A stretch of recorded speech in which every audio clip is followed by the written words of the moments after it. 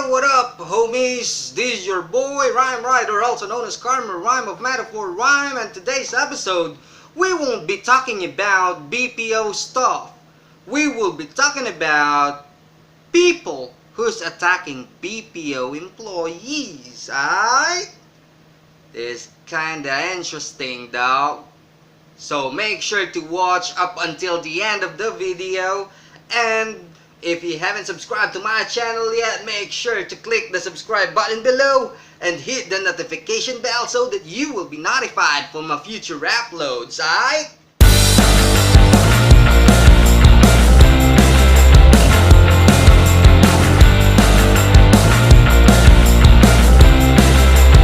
And we're back! Again, this is your Rhyme Writer, also known as Karma Rhyme, and we won't be using English language in this communication. Alright? Fair enough? The reason behind is probably the attacker of BPO employees and BPO companies won't be able to understand what we're talking about. So, I'd rather use our Filipino language. Actually, I prefer to use vernacular language, which is Hiligaynon, but for benefit of our brothers and sisters who's outside Panay, at least they will be able to understand what we're talking about. Fair enough? So, first off, kagabi may umatake na broadcaster sa mga BPO employees and BPO companies, actually. But yung masakit doon kasi inatake ng masakit yung empleyado, which is called, he's referring to the call center agents. Forgot. Hindi nga pala ako dapat gumamit ng English language. Sorry. So, inatake yung mga agents. Kesyo, tamad lang daw yung trabaho sa call center. What's the specific quote na sinabi niya is yung mga nagtatrabaho sa call center ay mga tamad gumamit ng brain cells. Damn, dog! Come on! Lahat ng ginagawang mong bagay, kahit saan, ginagamitan ng brain cells yan, Brad. Pag nagbabay ka, kailangan ng brain cells mo. Bakit? Kailangan ng koneksyon ng kamay mo, koneksyon ng paa mo, koneksyon ng balance mo para makapag-drive kang bike. Pag nagdra-drive kang kotse, kailangan din ng brain cells mo. Bakit? Kailangan mo sense of sight, sense of hearing, tapos yung galaw ng kamay mo, ng paa mo. Okay ka lang, so lahat ng bagay na ginagawa mo, kailangan ng brain cells. Come on, come to think of that. You're a journalist. Damn. It's kind of ridiculous, dog. Pero, so sa sinabi niyang hindi gumagamit ng brain cells yung mga call center agents natin at pipindot-pindot lang daw, ba't di mo kaya subukan mag-apply sa call center? Diba? Pag natanggap ka, bro, pag pumasa ka ng training, kukunin kita as my agent, putragis. Ako yung magiging TL mo, araw-araw tayo magko-coaching one-on-one, tignan natin kung hindi yan mahasa yung brain cells mo na yan. Diba, nakakainis lang kasi, puro kayo salita, dinidiscriminate nyo yung call center employees, specifically call center agents. Do you know kung ano yung pinagdadaanan nila every day of their shifts? Nakakasalamuha sila ng irate customer. Sinisigawan sila kahit wala silang kasalanan. Or kaya nilang pakalmahin yung customer. Hindi naman sila psychiatrist. Hindi naman sila psychologist. Ikaw, mamang brain cell, kaya mo kayang magpakalma ng mga call center staff na diniscriminate mo?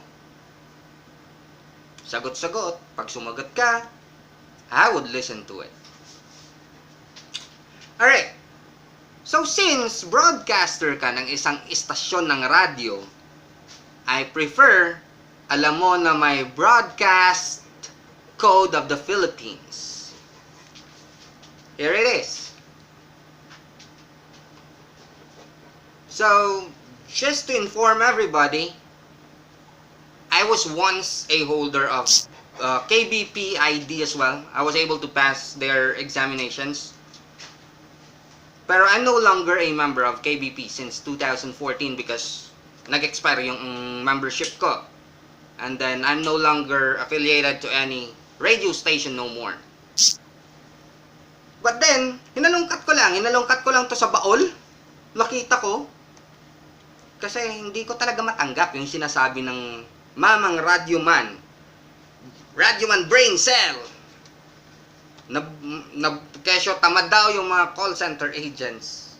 Hindi daw gumagamit ng brain cells. Damn. Yung lumabas sa programa mo para ikaw yung bobo. Bakit? Nakinig ka sa kaibigan mo or sa kakilala mo na nagtrabaho sa call center na hindi daw niya ginagamit brain cells niya. Pipindot-pindot lang ng keyboard. Okay ka lang? Pag pinindot mo yung keyboard, kailangan mo ng brain cells doon para malaman mo kung ano yung specific letter na pipindutin mo. Bobo! Diba? Pero, sa vlog kong to, di mo pwedeng galawin. I didn't provided your name, your identity. So, wala akong libel dito. Alright! So, himay-himayin natin. Ano ba nilalaman ng Broadcast Code of the Philippines? Ano ba ang mga violation mo against dito? First off, broadcast preamble. They believe that broadcasting in the Philippines should reflect the hopes and dreams of a freedom-loving people. Pangalawa, broadcasting is powerful medium in shaping our country's cultural, social, and economic growth and development. Sa tingin mo, sa ginawa mo, anong development doon? Third, they believe that broadcasting, because of its immediate and lasting impact on the public, demands of its practitioner a high sense of responsibility, morality, fairness, and honesty at all times. Dog! You didn't provide fairness. You didn't provide honesty. Bakit?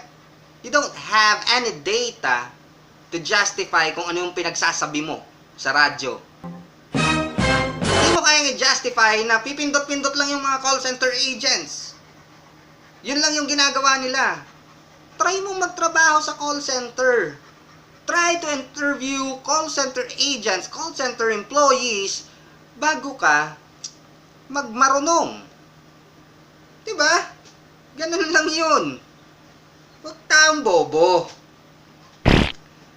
And lastly, broadcasting has an obligation to uphold the properties and customs of civilized society, maintain the respect of the rights and sensitiveness of all people, preserve the honor and sanctity of the family and the home, protect the sacredness of individual dignity, and promote national unity.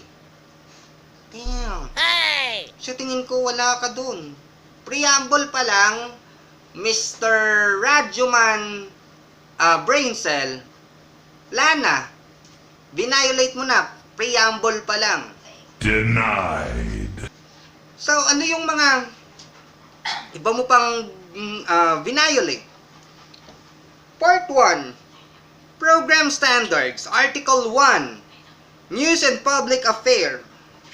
That would be under Section 3A. News report shall be fair, factual, and objectives. So, sa sinabi mong bobo, yung mga taga-call center, tamad, gumamit ng brain cells, okay ka lang? Asan yung fact mo doon? Wala. Objective. Wala. Fairness? Wala. So, siguradong violate mo yung Section 3, Article 1 ng Broadcast Code of the Philippines. And from what I understand, and from what I can remember, grave offense yata to. Tingin ko kung hindi ako nagkakamali, pero please correct me if I'm wrong. Grave offense yata yung Article 1, Section A, or Section 3A, 3B. Puro grave offense yon. Yung sa Section 3B naman kasi, hindi naman applicable sa'yo yun. Hindi ka naman tumanggap ng bayad. Section 3C, Article 1, side comment expressing personal opinion while news item is being reported or delivered are prohibited to prevent the listener from mistaking opinion for news. Damn! Dalawang strike ka na, Mr. Anchorman Brain Cell. Ano pa? Article 1, Section 4, News Sources. Information provided by confidential source may be aired only if it is the public interest to do so. Okay ka lang? Yung sasabihin mong hindi gumagamit ng brain cells, yung mga call center employees or call center agents, sa tingin mo, may mabibigay ka bang public interest doon? Damn. Section 4H, Article 1. Sinasabi mo, may kakilala kang mass comm graduate na nagtrabaho sa call center. And the reason why na nagtrabaho siya sa call center dahil hindi daw siya gumagamit ng utak doon. Pipindot-pindot lang siya ng keyboard. Dahil and every letter sa keyboard may specific voice na lumalabas sa phone or napapakinggan ni customer. Damn, dog. Section 4H, Article 1. Article 1 pa lang tayo, ha. Rumors or gossip shall not be aired in the G's of news. Using term like anonymous source, confidential source, or unknown source shall not be justify the airing of rumors and gossip, especially in news programs. News program, yung programa mo, di ba? Damn! Sipin mo naman pinagagawa mo, Brad. Over. So ano, dahil sinabi sa'yo, it can be considered as chismis. Wala kang fact. Wala kang data to justify your actions or kung ano man yung sasabihin o yung sinabi mo sa radyo. Sa tingin mo, ano mangyayari? Damn, isip-isip. Section 5, Article 1. Article 1, Section 5A.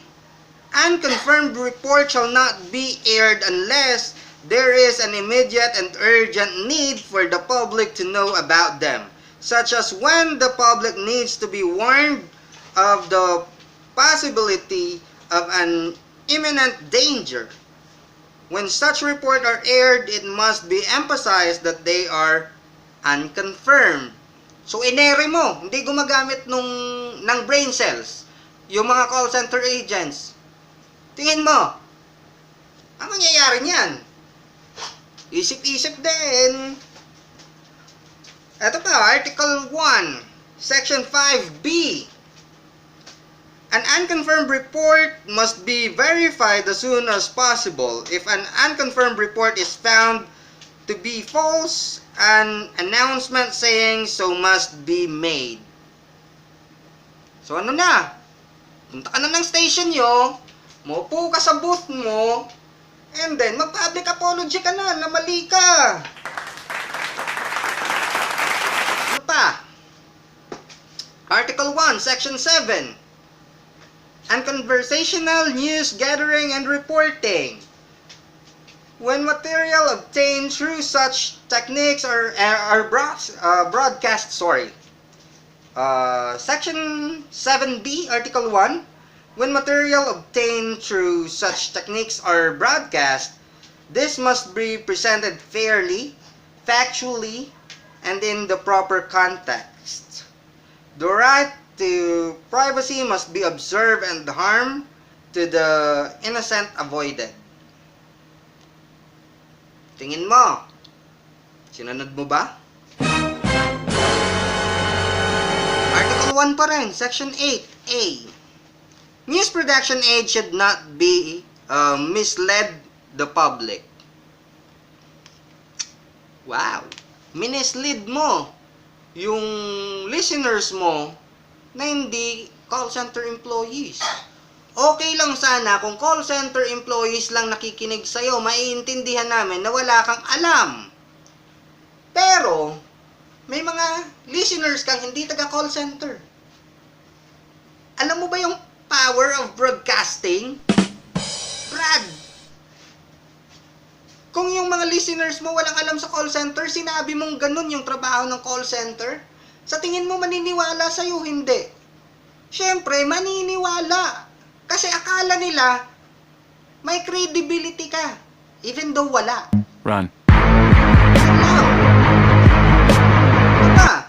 Article 1, Section 9. Sensationalism.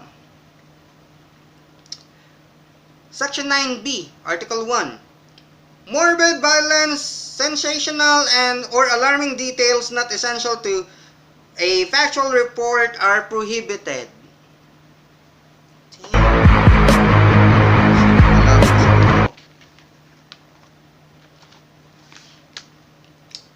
Section 10. Article 1. Section 10A to. Station editorial shall be clearly identified such as the station assumes responsibility for the views expressed in them. Ay, kawawa. Article 2. Analysis and commentaries.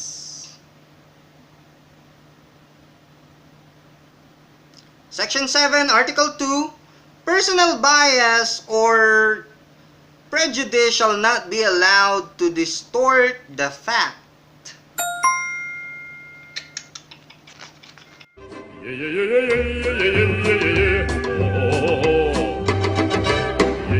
Eto, masakit, Brad. Section 1, Article 4, personal attacks. Oy, hindi mo pinangalanan kung sino sinasabihan mong bobo or sino sinasabihan mong hindi gumagamit ng brain cell, tamad. Pero, sinabi mo yung pangalan ng kumpanya, Brad. Personal attacks, that is, attack on the honesty, integrity, or personal qualities of an identified person, institute, or group on matters that have no bearing on the public interest are prohibited. Sa tingin mo, yung mga listeners mo interesado malaman yung kabobohan mo or yung kasinungalingan mong walang call center agent na gumagamit ng brain cells? Really? Section 2, Article 4. Programs intended to malign, unfairly criticize, or attack a person, natural or juridical, are prohibited. Kakamot ka ng ulo. Nako! Siguro ngayon, sinasabon ka na ng station manager mo. No?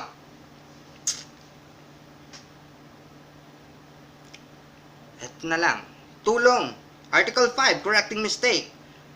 When a mistake has been broadcast, it must be acknowledged and rectified as soon as possible by stating the mistake and making the correction. Yun!